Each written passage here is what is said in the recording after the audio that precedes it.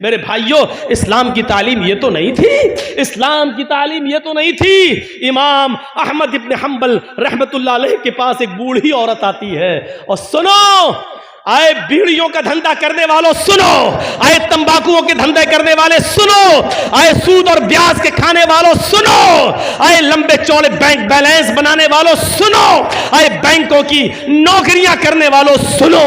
इमाम अहमद इब्न हम्बल रहमतुल्लाह अलैह के पास एक बूढ़ी औरत आती है और कहती है, इमाम मोहतरम, कहा जी एक मसला पूछने आई हूं, मेरी माँ बहनें सुने। उस जमाने की औरतें, और वो भी बूढ़ी औरतों में कितना तकवा हुआ करता था। कहा इमाम साहब, मैं चरखा चलाती हूं, चरखा तो जानते हैं ना, मैं चरखा चलाती हूं, दूसरे लोग अपना सूत दे जाते हैं धागा, मैं उसको बना के फिराती हूं और उनसे मजदूरी लेती हूं, कभी दिन में और कभी ओवर टाइम करती हूं तो रात में भी चलाती हूं। मैं चिराग जलाकर मैं चरखा चलाती हूं, जब मेरे पास तेल होता है तो मैं चिराग अपना जलाती हूं और सूत फिराती हूं। इमाम साहब, उसकी मजदूरी मैं लेती हूं। कहा इसमें बुराई क्या है?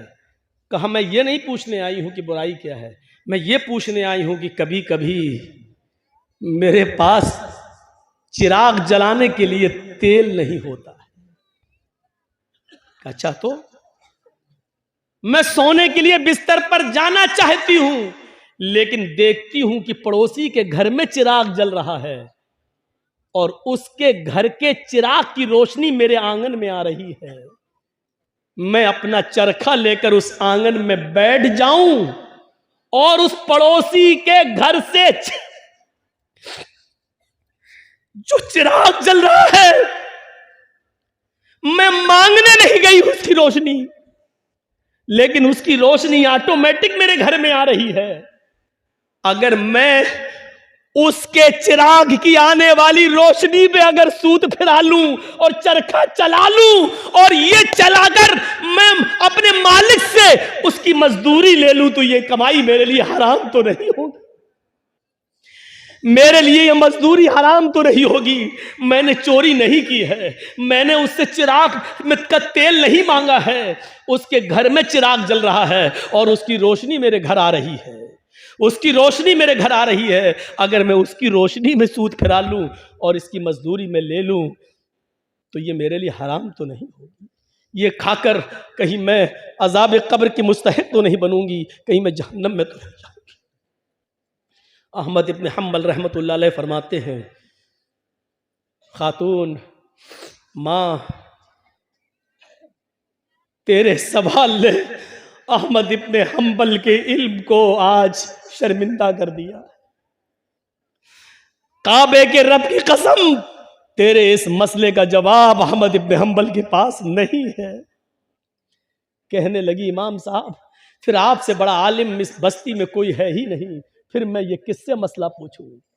उन्होंने कहा, सुन मेरी माँ, जहां तक कयास का नतीजा है, कयास का तकाजा है, तो जहां तक मेरा इल्म है, मैं उस इल्म की रोशनी में कयास लगाकर अंदाजे से ये कह सकता हूं कि इसमें कोई हर्ष तो नहीं लग रहा है। क्यों? क्योंकि तू मांगने नहीं जा रही है, वो अचानक आ रही है। तेरे घर में भी दीवार नहीं है और उसके घर में भी कोई दीवार नहीं है, और उसके चिराग की रोशनी आ रही है तेरे घर, तो इसमें तेरा क्या कसूर है? बज़ाहिर तो इसमें कोई बुराई नहीं लग रही है, लेकिन अगर तुम्हारा दिल आमादा नहीं है तो मेरी माँ, इससे भी बच जाओ तो बेहतर है, इससे भी परहेज कर लो तो बेहतर है, इससे भी, क्योंकि वो है तो दूसरे ही की रोशनी, है तो दूसरे ही की रोशनी। बहरहाल अगर तुम इससे भी परहेज कर लो तो ये ज्यादा बेहतर है तुम्हारा। जब वो औरत वहां से जाने लगी बुढ़िया, तो इमाम अहमद इब्न हम्बल ने लोगों से पता लगवाया कि ये किसकी बेटी है, इसके बाप का क्या नाम था। बताया होगा किसी ने कुछ जो मेरे जहन में नहीं रहा। अहमद इब्ने हम्बल फरमाते हैं कि आज के इस जमाने में ऐसी बूढ़ी औरतें मौजूद हैं, जरूर इसका बाप कोई आलिम कुरान होगा, आलिम हदीस होगा, क्योंकि ऐसी तरबियत अपनी औलाद के अंदर कोई बड़ा आलिम ही पैदा कर सकता है। बुढ़ापे की इस दहलीज पर पहुंचकर भी इस औरत की हालत यह है, इस बुढ़िया की हालत यह है कि पड़ोस से आने वाली रोशनी में भी, उस चिराग की रोशनी में भी चरखा चलाने के बारे में सोच रही है कि ये चरखा चलाएंगे तो ये कमाई मेरे लिए हलाल होगी या हराम। तब ऐसे लोगों की नमाजें अर्श से टकराएं और अल्लाह कबूल ना करे, ऐसा हो ही नहीं सकता है। मेरे भाइयों, इधर हम नमाज पढ़ के निकलते हैं, जो मैं सर बसजदा हुआ जमी पर तो आसमां से आने लगी ये निदा, तेरा दिल तो है सनम आशना, तुझे क्या मिलेगा नमाज। एक हमारा तकवे का हाल ये है, एक हमारी परहेजगारी का हाल यह है कि यहां से निकले नमाज पढ़ के, मालिक यौमिद्दीन, तू कयामत के दिन का पूरा पूरा मालिक है। इय्याका नअबुदु व इय्याका नस्तईन, तेरी ही इबादत करते हैं, तुझसे ही मदद मांगते हैं। इहदिनस सिरातल मुस्तकीम, जो सीधा रास्ता उस पे चला और तमाम बुरे रास्तों से बचा ले। यहां ये दुआ मांग के हटे, सलामु अलैकुम व रहमतुल्लाह, सलामु अलैकुम व रहमतुल्लाह, जैसी सलाम फेरा और मस्जिद के बाहर निकलते ही जेब में बीड़ी रखी है निकाली और माचिस जलाई और सूरह दुखान की तिलावत शुरू, धुआं धक्कड़ शुरू। अभी 10 मिनट भी नहीं हुए ये कहते हुए कि इहदिनस सिरातल मुस्तकीम, आय अल्लाह हमको सीधे रास्ते पे चला, आय अल्लाह गंदे और गलत रास्तों से हमारी हिफाजत फरमा।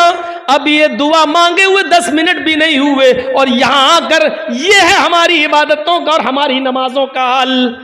मेरे भाइयों, जायजा लो, इमाम अहमद इब्न हम्बल के पास जो बूढ़ी औरत आती है, उस औरत के सवाल से जरा इबरत हासिल करो कि हमारी इबादतें अल्लाह के यहां कबूल हो भी रही होंगी या नहीं हो रही होंगी।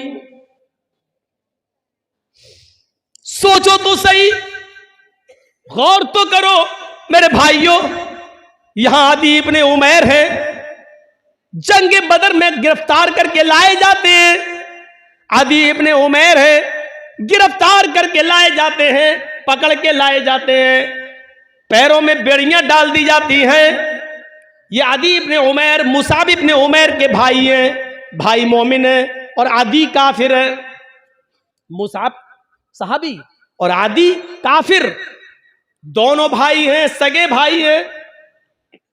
अल्लाह के नबी सल्लल्लाहु अलैहि वसल्लम ने फरमाया कि जो गिरफ्तार करके काफिर लाए गए उनके पैरों में बेड़ियां डाल दो।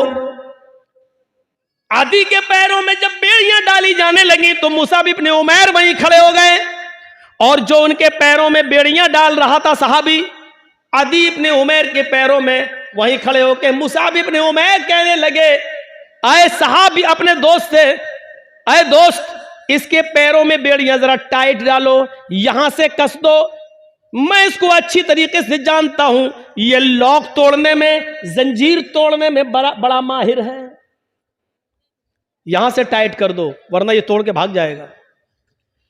जब मुसाब इब्ने उमैर ये कह रहे थे कि इसके पैरों में यहां से टाइट करो, यहां से टाइट करो, यहां से लॉक लगाओ, तो आदि इब्ने उमैर को इतना गुस्सा आ रहा था कि मारे गुस्से के आदि चीख पड़ा, आए मुसाब तुझे शर्म आनी चाहिए, तू उसी उमैर का बेटा है जिसका बेटा मैं हूं, तेरी रगों में उसी बाप का खून तोड़ रहा है जिसका खून हमारी रगों में तोड़ रहा है, लेकिन आज तुझे भाई कहते हुए शर्म आ रही है। तेरी गैरत कैसे गवारा कर रही है कि तेरी आंखों के सामने तेरे सगे भाई के पैरों में बेड़ियां डाली जा रही हैं और तू देख रहा है खड़े होकर, और देख ही नहीं रहा है बल्कि मशवरा दे रहा है कि यहां से टाइट करो।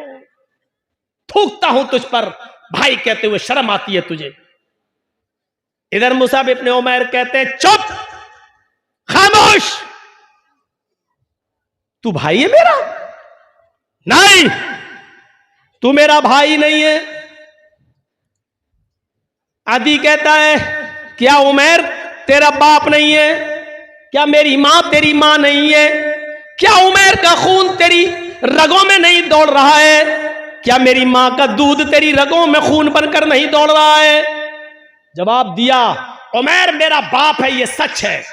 तेरी माँ मेरी माँ, ये सच है।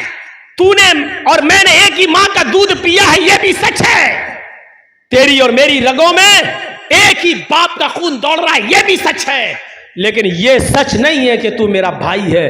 जानता है मेरा भाई कौन है? अदी ने कहा फिर कौन है अगर मैं तेरा भाई नहीं हूं?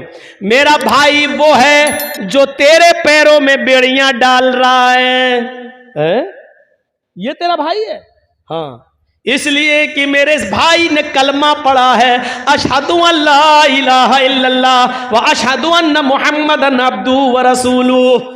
बुखारी शरीफ की हदीस के इस वाक़े से हमें यह पता चलता है मेरे भाइयों कि इस्लाम लाने के बाद, ईमान कलमा पढ़ने के बाद, ला इलाहा इल्लल्लाह मुहम्मदुर रसूलुल्लाह का इकरार करने के बाद, इस्लामी रिश्ते से कलमे की बुनियाद पर अपने एक साथी की जो इज्जत होती है, वो फिर सगा भाई भी वो दर्जा नहीं रखता है। क्या जवाब दिया?